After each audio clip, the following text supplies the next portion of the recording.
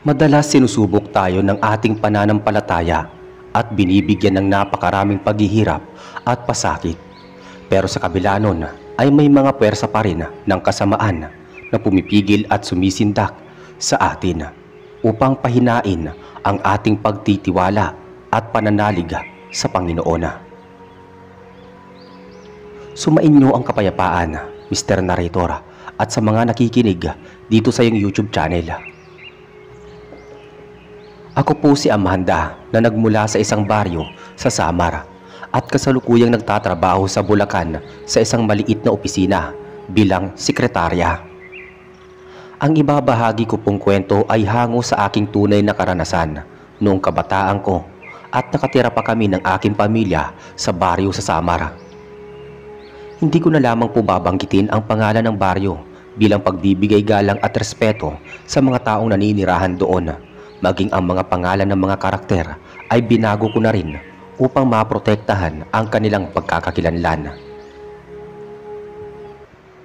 Nang mga panahon na yon ay nasa 7 taong gulang pa lamang ako ng mga panahong to. Tahimik kaming naninirahan ng aking mga pamilya at 3 kong mga kapatid sa aming munting bahay sa baryo ng Samar. Payak ang aming pamumuhay pero nakakakain pa rin kami ng 3 beses sa isang araw at sa awa ng Diyos ay nakakapag-aral pa naman kami magkakapatid at pilit na iginagapang ng aming mga magulang. Tenant ang tatay ko sa bukid samantalang ang nanay ko naman ay katulong sa bahay ng isang mayamang pamilya. Sa aming lugar ay hindi na permanente ang mga pari. Kada isang taon ay palaging umaalis dahil talagang may kalayuan at hindi pa ganoon kaunlad sa baryo. Mahirap din ang sasakyan kaya marahil hindi makatiis ang mga paring napapadestino at mas pinipiling umalis pagkatapos ng isang taon. Mababait ang mga tao. Nagbibigay sila ng prutas at gulay, pati mga aning palay at isda sa mga bagong pari na napapapunta sa aming baryo. Tinuturing din nilang kaibigan ang mga alagad ng Diyos. Bago sumapit ang linggo ng pagpapalaspas ay nagpaalam si Father Mario na talagang minahal at kinagiliwan ng mga mananampalataya. Halos ayaw na nila itong umalis sa aming baryo, kaya lang ay kinakailangan niyang lumipat ng parokya, kaya naman hindi na siya nagpaabot ng linggo at umalis na din siya kaagad. Baon ang pasasalamat at alaala ng mga residente sa aming baryo. Dumating ang araw ng linggo ng palaspas at sumimba kami magkamag-anak.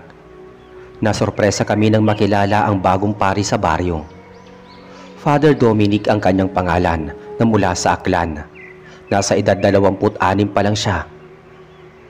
At bakas namin ang kabataan sa kanyang muka. Gwapo at makisig ang pangangatawan. Nahuhuli ko pa ang ilang kadalagahang humahagikgik at nagbubulungan na mukhang natutukso sa taglay na kagwapuhan ng pari.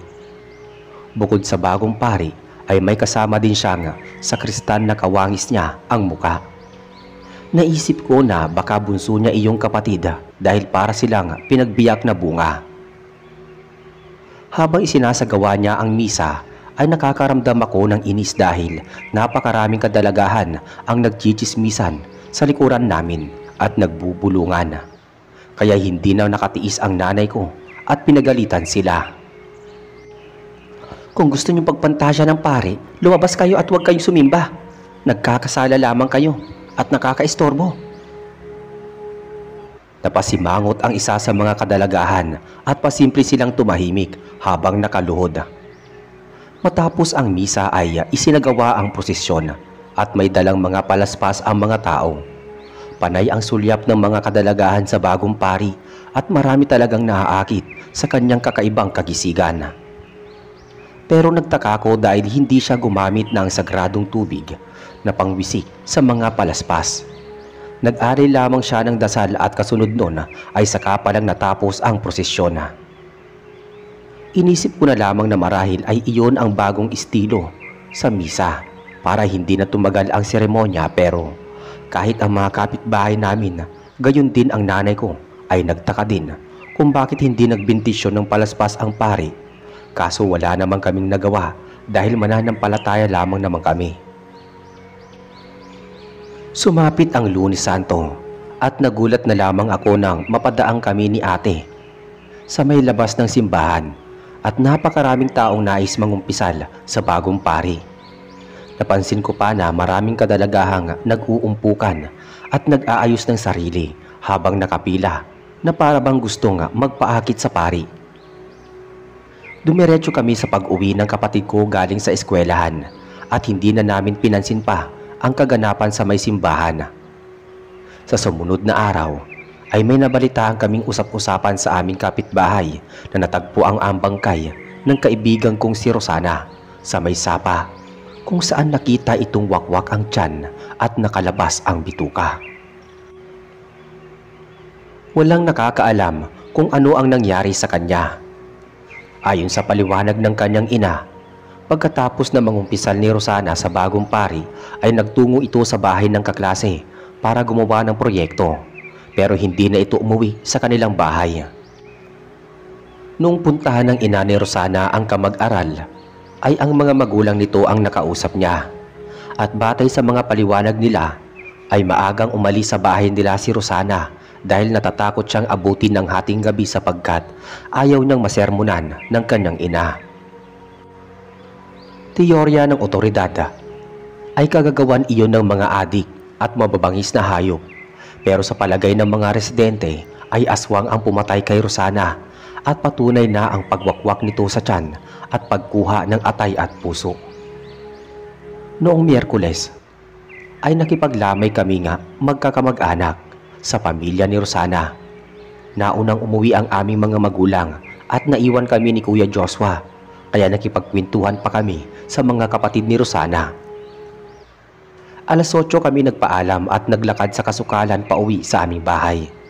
Noong lumagpas na kami sa kasukalan ay napadaan na kami sa mahabang tulay na patungo sa daan na may kakahuyan papasok sa may bayan. Mabuti na lamang at may dalang flashlight ang kapatid ko at mabilis kaming lumakad sa tulay. Biglang lumamig ang paligid at humuni ang mga ibon sa paligid. Napakapit ako sa kapatid ko. Lumingalinga ako at nahagip ng tingin ko sa may bandang likuran namin na medyo may ilang pulgada ang layo sa amin. Isang bulto ng matangkad na lalaki. Kinuhit ko ang kapatid ko na itapat ang kanyang liwanag ng flashlight sa mukha ng lalaki. Subalit natakot siya at bigla na lang nagwika. Makikisabay ka po ba sa amin? Gusto mo hintayin ka namin para matanglawan ka po ng liwanag ng flashlight? Hindi tumugon ang lalaki, bagkus nagpatuloy ito sa paglalakad palapit sa aming direksyon. Umatras kami ng kapatid ko at doon nagkaroon ng lakas ng loob ang kapatid ko na itapat ang liwanag ng flashlight sa mukha ng lalaki. Kamuntik na ako mapaihi sa palda ko nang makita ko ang nanlilimahid na anyo ng lalaki. Nanlilisik ang kanyang mga mata at puno ng dugo ang bibig. Aswang! Bulalas ko. Kumaripas kami ng takbo ng kapatid ko at pinatay namin ang flashlight. Bumaba kami sa kakahuyan at kahit nanganganda pa kami at nadudulas, ay hindi kami nagpaabot sa aswang na sumusunod sa amin. Nakakita kami ng sira-sirang koprahan at doon kami nagtago. Tinakpan ng kapatid ko ang bibig ko para hindi ako makalikha ng ingay. Walang ano-ano ay nakarinig kami ng mahihinang huni ng tiktik at naisip namin na posibleng nasa malapit lamang ito at binabantayan kami. Hindi nagtagal at nakarinig kami ng mga yabag ng paa na papalapit ng papalapit sa aming direksyon. Siguradong alam ng aswang kung saan kami matatagpuan. Tinanggal ni Kuya Joshua ang pagkakatakip sa bibig ko at dahan-dahan niyang inilabas mula sa kanyang kaluban ang kahahasang itak at saglit niya akong sinenyasan na tumahimik at pagkatapos ay dahan-dahan siyang yumukod habang humahakbang palapit sa isang punong kahoy. Nakita naming dalawa sa di kalayuan ang aswang at sa pagkakataong yon ay hubad ang kalahati niyang katawan at kitang-kita ko ang malulusog niyang dibdib. Pero hindi ko mawari ang itsura at mukha niya dahil natatakluban ng dumi at langis ang buong mukha niya. Nagimbal ako at nanlaki ang aking mga mata nang makitang sumisinghot-singhot siya sa paligid na para bang inaalam kung saan kami matatagpuan. Pero bago pa siya mapatingin sa maya sirang koprahan, ay binulyawan siya ni Kuya Joshua habang nakatago sa katawan ng punong kahoy. "Kampon ka ng kadiliman! Harapin mo ko kung gusto mong pugutan kita ng ulo! Walang hiya ka! At balak mo pa talaga kaming lapain magkapatid! Hindi mo ba alam na nakikilala kita at bistado ko na ang ginagawa mong pagpatay sa mga tao? Kaya ang mabuti pa, tapusin na lang natin to ngayong gabi." Nagulat ako sa katapangang ginawa ni Kuya Joshua. Hindi ko akalaing kaya niyang maghamon at magmura sa aswang, samantalang tahimik at kilala ko siyang hindi pala away. Binalingan ko ng tingin ang aswang, subalit naking gulat ko nang bigla na lamang itong naglahong parang bula. Binalikan ako ni Kuya Joshua at tuwang-tuwa siya na napalayas niya ang aswang. "O ano, bunso? Humanga ka ba sa akin? Nakita mo naman kung paano ko murahin at itabo yung aswang, di ba? Simula ngayon, wala nang aswang ang pwedeng manindak sa atin." "Naku kuya, saan mo naman nakuha yung pagmumura mo? Isusumbong kita kay tatay. Alam mo bang pwede kang gantihan ng aswang sa mga pinagsasabi mo kanina? At kung nagkataon, tiyak na mapapatay niya tayo." Napangiti si Kuya Joshua. Pagkatapos ay pinagsingkitan ako ng mga mata. "Bunso, tinuruan ako ni Tatay Ismael na kapag nakaikwentro ako ng aswang ay murahin ko at sabihing nakikilala ko sila. Kapag nalaman ng aswang na kilala sila ng kanilang binibiktima, automatiko silang aalerto at umiiwas dahil natatakot sila sa mga taong nakakaalam ng kanilang pagkatao. Kaya dapat lamang ang ginawa ko sa kanya. Kung hindi, sa tingin mo makakaligtas ba tayo? Di ba hindi?" Natameme ako at naisip ko na may punto naman ang kapatid ko. Hindi na kami nagtagal sa lugar na iyon at nagpatuloy kami sa paglalakad hanggang sa nakarating na kami sa bayan. Sumapit ang Huwebes Santo. Wala na kami pasok sa paaralan.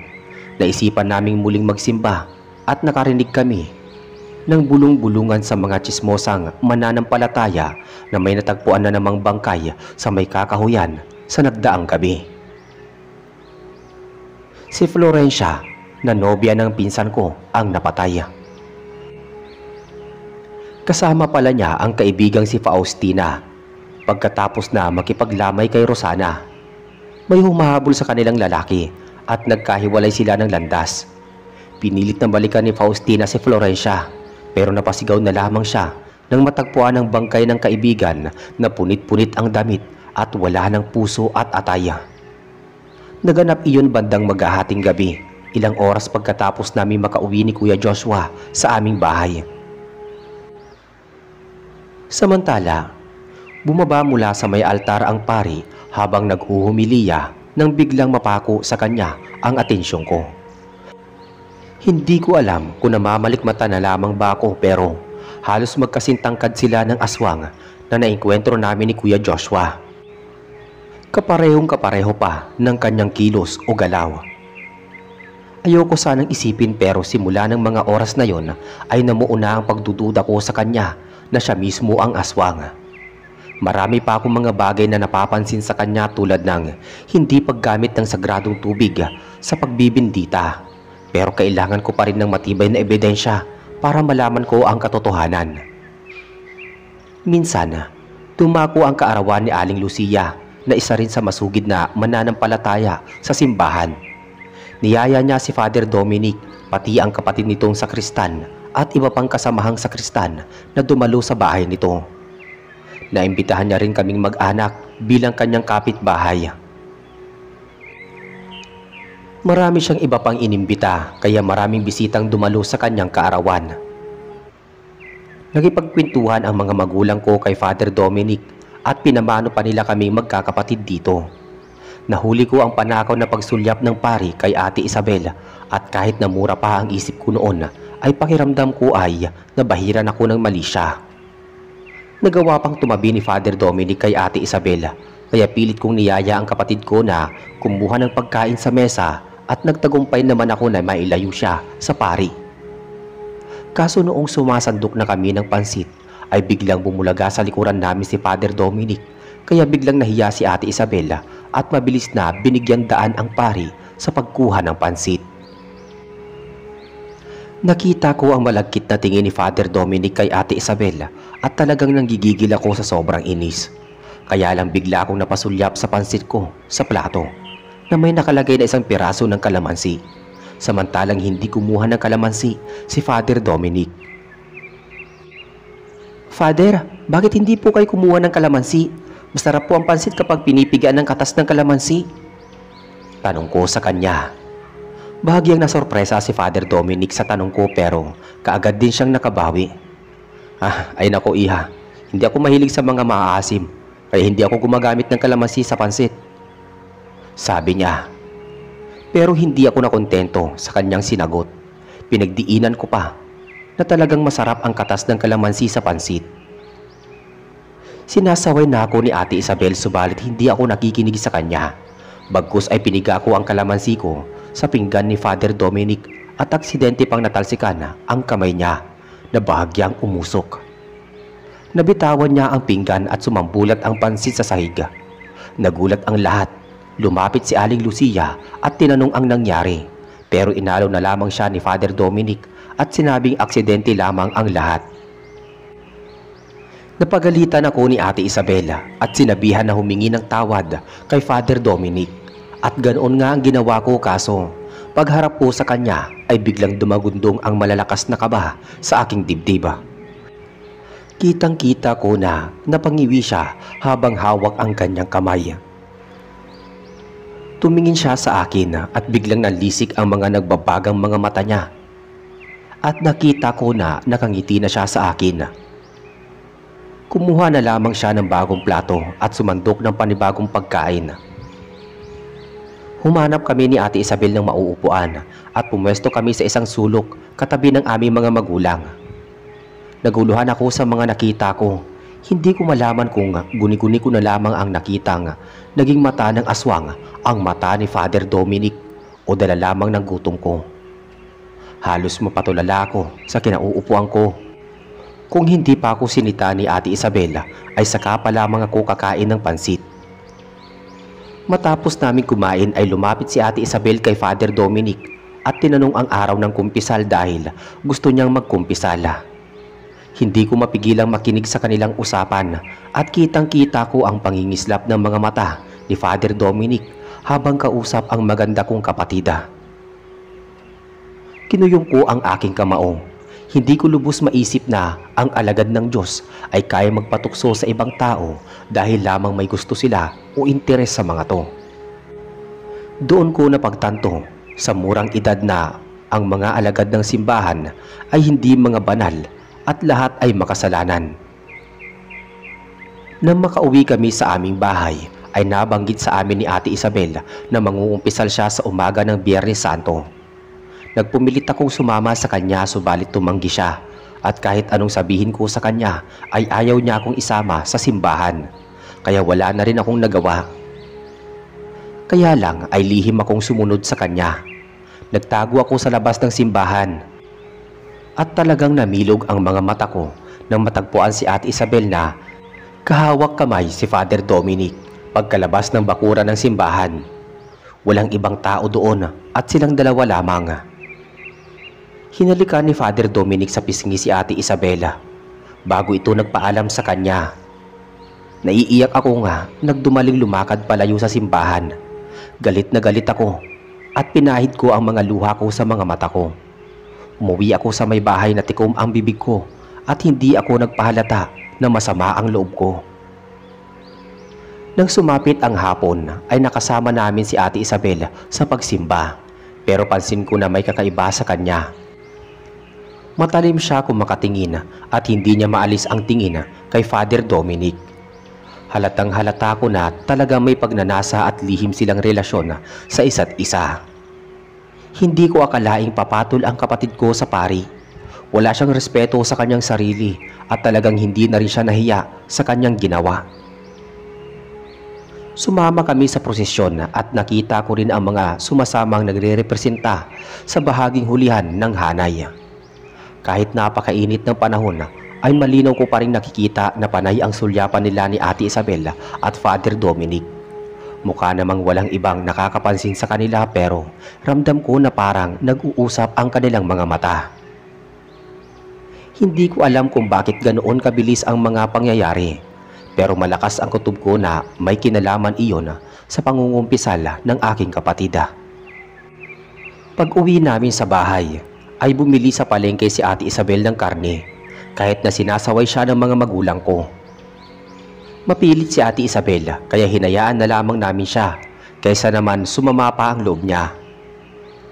Nang magkasalo-salo na kami sa pagkainan, ay laking gulat namin na kung umasta si Ate Isabel ay parang mabangis na hayop kung lantakan ang karne, at halos buto na lamang ang itinira niya matapos kainin. Kinabukasan, maagang umalis ng bahay si Ate Isabel at nagtungo siya sa may simbahan para magdasal. Talagang naghihinala na ako sa mga kinikilos niya. Sinimplihan kong kausapin ang mga magulang ko pati si Kuya Joshua ukol sa mga naging obserbasyon ko kay Father Dominic at sa mga kinikilos nito, subalit hindi sumang-ayon ang aking ina base sa mga pahayag ko. Malisyosa kang bata ka. Mabuting alagad ng Diyos si Father Dominic at hindi siya gagawa ng kahalayan alang-alang sa pagkapari niya. Huwag mo siyang pag-isipan ng masama. Marahil ay nai-stress lang sa pag-aaral ang kapatid mo. Kaya ganoon na lamang ang pinapakita niyang ugali kahapon.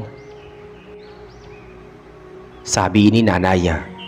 Subalit nagprotesta pa rin ako. Kaso kahit anong ipaliwanag ko ay sarado ang isip nila ng tatay ko. Tangi si Kuya Joshua lamang ang tangi nakakaintindi at naniniwala sa akin. Saglit na naputol ang usapan namin nang makarinig kami ng sigawan sa labas ng bahay. Kaya lumabas kami sa aming bakuran at napasigaw ako sa sobrang gulat nang matagpuan ko si Ate Isabel na nanlilisik ang mga mata. Bumubula, naglalaway na bibig habang pilit na hinihila si Aling Marta at gusto itong kagatin sa leeg. Tumulong na ang mga kapitbahay at pinagtulungan nilang maitali ang tigkabila ang mga kamay ni Ate Isabel. Lumapit ang mga magulang ko at kinuha si Ate Isabel mula sa mga kapitbahay namin. Niyakap ng nanay ko si Ate Isabel kahit patuloy ang panlalaban nito na parabang sinasaniban ng masamang espiritu. Diyos ko anak, anong nangyayari sa iyo? Mabuti pa idalhin ka namin kay Father Dominic at nang madasalan ka niya. Sambit ng nanay ko. Sumabat si Aling Lupe. Hoy Cecilia, hindi sinasaniban ng masamang espiritu ang anak mo. Ang kailangan ninyong tawagin ay si Mang Isko dahil siguradong nahawaan ng pagiging aswang ang anak mo. Makikipagtalo pa sana ang nanay ko sa masungit naming kapitbahay nang biglang dumating si Mang Isko at napagmasdan niyang mabuti si Ate Isabel. Nagkusa na siyang mag-alok ng tulong pero tumanggi ang mga magulang ko. Kaya kami ni Kuya Joshua ang tumanggap sa alok ni Mang Isko. Anak, pati ba naman kayo nagpapaniwala sa mga sinasabi ng mga kapitbahay natin? Tanong ng nanay namin. Matapang akong nagsalita.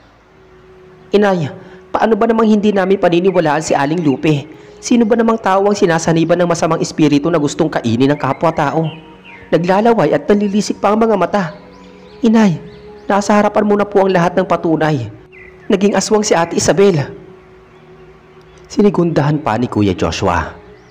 Inay, walang masamang maniniwala at magbakasakali. Ang layunin lamang naman natin ay mailigtas si Ate Isabel sa kapahamakan. Pati ang buhay ng ating mga kapitbahay gagawin natin ang lahat ng paraan upang malaman kung ano talaga ang nangyayari sa kanya. Sa puntong iyon ay bahagyang tumahimik ang aming mga magulang at nagpatulong kami sa aming mga kapitbahay sa pagbubuhat sa nanlalaban kong kapatid papasok sa loob ng bahay namin kasama si Mang Isko. Paghiga kay Ate Isabel sa mahabang kawayan ay panay ang kanyang pagsigaw at pagwawala habang pinipilit na makawala sa mahigpit na bigkis ng panali sa mga kamay at paa. Si Mang Isko naman ay nagpakuha ng palangganang may tubig pati isang basong tubig sa nanay ko. May kinuha siyang halamang gamot pati butilya sa kanyang bulsa. Dinurog niya ang halamang gamot at pagkatapos ay ikinalat sa iba't ibang bahagi ng katawan ni Ate Isabel at pagkatapos ay umusal siya ng kakaibang orasyon. Palakas ng palakas ang kanyang boses at para bang minumura ang kapatid ko. Kinabahan ako pero walang makapagtangkang makapagsalita sa amin. Nananatili kami nakatayo habang pinapanood ang panggagamot kay Ate Isabel ni Mang Isko. Maya-maya ay dumating si Nanay Cecilia, dala ang mga kagamitan. Ibinaba niya sa sahig at bahagyang lumayo kay Mang Isko. Saglit na tumahimik at kumalma si Ate Isabela. Pinahiran siya ng langis ni Mang Isko sa may noo, braso at mga kamay. Pagkatapos ay nilagyan ni Mang Isko ng asul na pulbura ang hawak niyang butilya na hinaluan pa niya ng dinurog na ikmo. Pagkatapos ay inilagay niya sa isang basong tubig at inutusan ang nanay ko na ipainom ang likido kay Ate Isabela para mailabas ang lason sa katawan nito. Nagimbal kami sa mga narinig namin. Nilason pala si Ate Isabela. Napaluha na lamang ako nang maisip na kung hindi pa matatanggal ang lason sa katawan nito ay posible siyang mamatay. Dali-daling ipinainom ng nanay ko ang isang basong tubig bago pa makatulog si Ate Isabela. Tumalima naman ito at maya-maya'y tila bumalik sa dating katinuan. Inubos niya ang laman ng baso at makalipas ang ilang minuto ay sumigaw siya ng pagkalakas-lakas. Namilipit siya sa sakit at humahagulgol siya bago sumuka. Sumambulat sa sahig pati sa palanggana ang maitim at napakabahong malapot na likido mula sa kanyang bibig. Halos lumuwa ang mga mata ni Ate Isabela habang sumusuka sa may palanggana. Nahabag kami sa kalagayan niya. Ramdam namin ang hirap ng kalooban niya at kung paano hinahalukay ang bituka niya sa paglalabas ng lason sa kanyang katawan. Nagsalita si Mang Isko. Hayaan niyo na lamang siyang magsuka hanggang sa matanggal lahat ng lason sa katawan niya. Nayanggaw si Isabel at sigurado ako nga may pinakain sa kanya ang aswang, kaya mabilis itong naipasa ang pagiging aswang. Bukod pa sa pangyayanggaw ay ginayuma pa si Isabel at mukhang malaki ang pagnanasa sa kanya ng nilalang na gumayuma sa kanya. Teka, kailan pa siya nagkakaganito? Kailan pa siya nagpapakita ng mga kakaibang kinikilos? Tumugon ang nanay ko. Pagkatapos po niyang mangumpisal sa may simbahan, nagbago ng pag-uugali niya noong sumapit ang hapunan. Bagyang tumahimik ang nanay ko at napaisip siya sa kanyang mga sinabi. Nangislap ang mga mata ni Mang Isko. Hindi nga ako nagkamali. May kinalaman dito si Father Dominic. Nagkatinginan kami ni Kuya Joshua at hindi namin akalain na may iba pa palang taong naghihinala sa pagkatao ng pari. Itinuloy ni Mang Isko ang kanyang pagsasalita. Sa maniwala kayo o sa hindi, ay nasaksihan ko ang pagbabagong anyo ni Father Dominic nang minsan siyang magawi sa pistahan sa kabilang baryo. Kasama niya ang kapatid niyang sakristan na isa ring tiktik. Matapos nilang magbagong anyo sa may talahiban, ay kasabay noon na nagsipaglaho silang dalawa dahil gumagamit sila ng tagabulag, kaya hindi ko na sila nasundan pa. Biglang nagsalita si Kuya Joshua nang may sumagi sa alaala niya. Kung ganun, posible si Father Dominic din ang lalaking sumalakay sa aming magkapatid nung napadaan kami sa may tulay at maaaring narinig din naming tiktik sa kuprahan ay ang kapatid niya. Kinakailangan natin silang mapaalis sa ating lugar bago pa maraming kadalagahan siyang mabiktima. Tumugon si Mang Isko. Hindi tayo dapat magpadalos-dalos. Hindi madaling kalaban ang pari, lalo pat alagad siya ng simbahan. May tamang oras para kalabanin siya. Ang mabuti pa ay bantayan ninyong mabuti si Isabel at siguraduhin ang kaligtasan niya bago pa siya balikan ni Father Dominic. Napukol ang atensyon namin kay Ate Isabela at kakatapos lamang niyang magsuka. Napahiga na siya sa sahig sa naliligo niyang pawis. Pinagtulungan siyang kargahin ni Tatay at Kuya Joshua. Samantalang nagpasalamat naman kami kay Mang Isko. Balak pa sana siyang bigyan ng pera ng nanay ko pero tumanggi siya. Kaya naman inalok na lamang siya ng kape bilang pasasalamat. Sumapit ang hapon at nagising si Ate Isabel. Medyo bumuti na ang pakiramdam niya at bumalik na siya sa pagiging ordinaryong tao. Akala ko noon na ay magiging maayos na ang lahat. Pero narinig ko ang boses ng nanay ko na hinahanap si Kuya Joshua, subalit hindi niya ito matagpuan. Inisip namin ng tatay ko na baka may pinuntahan lamang siya, subalit dumako na ang takip silim ay hindi pa rin siya bumabalik. Ipinagtanong namin siya sa mga kapitbahay pero walang makapagturo kung nasaan si Kuya Joshua. Kaya gumayak ang tatay ko. Dinala niya ang kanyang sundang pati ang buntot pagi. Buong loob na pumunta siya sa simbahan at nagbabaka sakali na matatagpuan niya si Kuya Joshua. Nagpumilit akong sumama sa kanya dahil nag-aalala din ako sa aking kapatid. Ayaw pa akong payagan ng tatay ko dahil napakabata ko pa at kailangan ng nanay ko ng kahalili sa pagbabantay kay Ate Isabel. Pero biglang dumating si Aling Tinay at siya na ang tumulong kay Nanay Cecilia para mabantayan ang aking kapatid. Wala nang nagawa ang tatay ko. Ibinigay niya sa akin ang buntot pagi at dumiretso kami sa simbahan kasama ang dalawa pang kalalakihang mangingisda. Nagulat na lamang kami pagkadating namin sa may simbahan ay nakarinig kami ng mga pag-angil. Nagmamadali kami pumasok sa loob at inabutan namin ang kagilagilalas na pangyayari. Pinagtutulungan ni na Kuya Joshua pati ang dalawa pa niyang kasamang binata si Father Dominic na pagtatagain habang nasa anyo ito ng pagiging aswang. Kitang-kita ko ang mabalasik na mukha ng pari. Matutulis na pangil, nagbabagang mga mata at mahabang dila. Samantala, nag-anyong tiktik naman ang sakristan na kalaban ng isa pang binata na may hawak na makabuhay. Sumugod kami sa kanila kaso biglang lumipad ng pagkataas-taas ang tiktik. Lumusot sa may pinto at bumulusok sa kalangitan hanggang sa naglaho sa may ulap. Sa kabilang dako naman ay bigla na lamang nawala si Father Dominic. Gumamit siya ng tagabulag para makatakas sa aming lahat. Palaisipan pa rin sa amin kung saan sila pumunta hanggang sa may mga naaninag kaming mga sulo sa labas ng simbahan at dumating ang napakaraming tao na may daladalang mga armas. Nadismaya sila nang malaman na basta na lang tumakas ang pari at sakristan. Hindi man lang nila na ipaghiganti ang sinapit ng mga nangamatay na mga kadalagahan sa aming lugar. Lumipas ang ilang araw ay hindi na bumalik si Father Dominic pati ang kapatid niyang sakristan pero may bago na namang pumalit na pari. Nawalan na ako ng ganang sumimba kaya hindi na ako sumasama sa pamilya ko tuwing araw ng linggo. Naubos ang tiwala ko sa mga alagad ng Diyos at pakiramdam ko ay pinababayaan kami ng Diyos na makamit ang hustisya. Lumipas ang isang buwan, nakasagap kami ng balita sa bayan na di umano ay may napatay na pari sa kabilang parokya at iyon ay walang iba kung hindi si Father Dominic.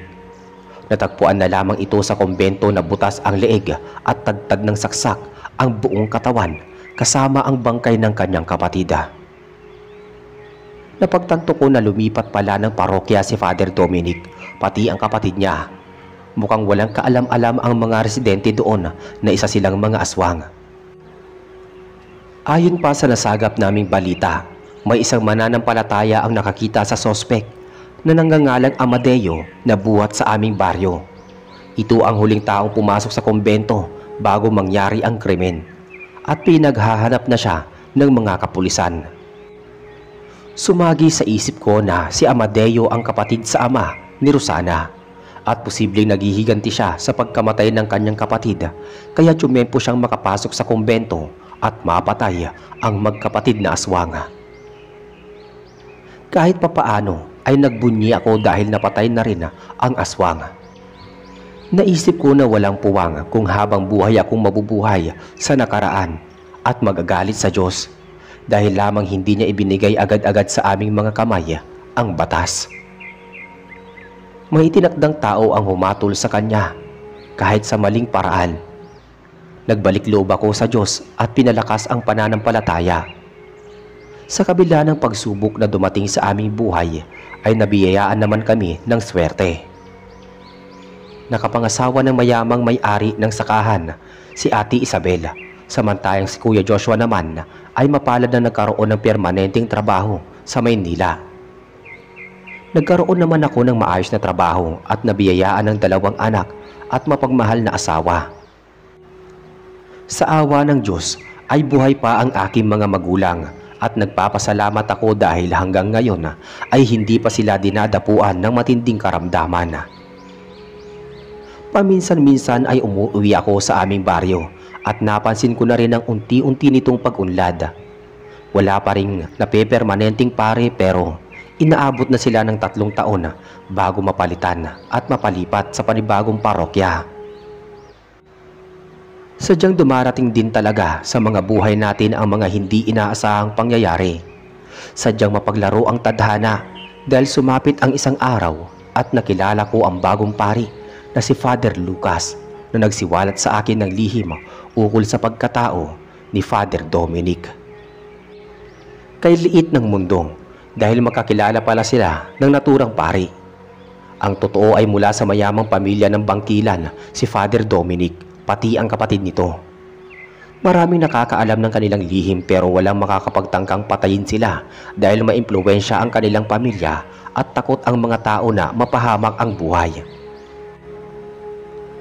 Balak na sanang ipasa ng lolo niya ang pagkaaswang noong dumako ang 21 kaarawan ni Father Dominic. Subalit nagbaka-awa siya na huwag ipasa sa kanya ang pagkaaswang dahil gusto niyang makapagtapos sa seminary at maging ganap na pari. Pinagbigyan siya ng kanyang lola kahit na hirap na ito sa pinapasan niyang sumpa. Gusto na niyang magpahinga subalit hindi niya magawa hanggat hindi niya naiisalin ang pagiging aswang sa kanyang kadugo.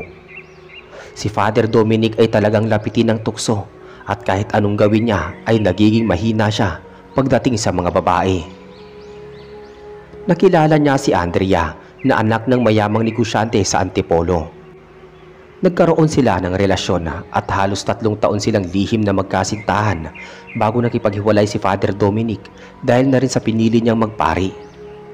At ang masaklap pa ay kamukhang-kamukha pa ni Ate Isabel, si Andrea, kaya hindi na ako nagtaka kung bakit na humaling sa kanya ang pari. Noong makagraduate si Father Dominic at naging ganap na siyang pari, ay doon na lumubha ang sakit ng kanyang lola. Kaya napilitan siyang tanggapin ang sisiw mula sa bibig nito. At dahil doon ay naging ganap na siyang aswang at nahawaan pa niya ang kapatid na si Ignacio. Nakagawa ng unang karahasan si Father Dominic nang mapadestino siya sa Bulacan at simula noon ay hindi niya na matakasan o maiwasan ang pagiging aswang. Labag man sa kalooban niya pero niyakap na rin niya ang kanyang pagkatao bilang kampo ng kadiliman. Nagpatuloy ang kanyang mga karumal-dumal na gawain hanggang sa dumating ang punto na binalak nilang magpakamatay ng kanyang kapatid upang mawakasan ang sumpa subalit iniligtas sila ng isa pang pari. Naging matalik niyang kaibigan si Father Lucas at kahit kailan ay hindi niya ito pinagbalakan ng masama. Lahat ng lihim niya ay siniwalat niya rito pero kinalaunan ay nagkahiwalay na sila ng parokya at nawalan na din ng balita si Father Lucas hanggang sa nabalitaan na lamang niya na napatay ng isang sibilyan ang magkapatid. Naaawa siya subalit mas nanaig sa kanya ang batas at hustisya kaya nararapat lamang na mangyari iyon sa magkapatid upang hindi na sila makapaggambala pa sa mga nananahimik na buhay ng mga tao. At dito na po natatapos ang kwento at sana ay marami kayong napulot na aral mula sa aking naging karanasan. Maraming salamat po sa inyong pakikinig.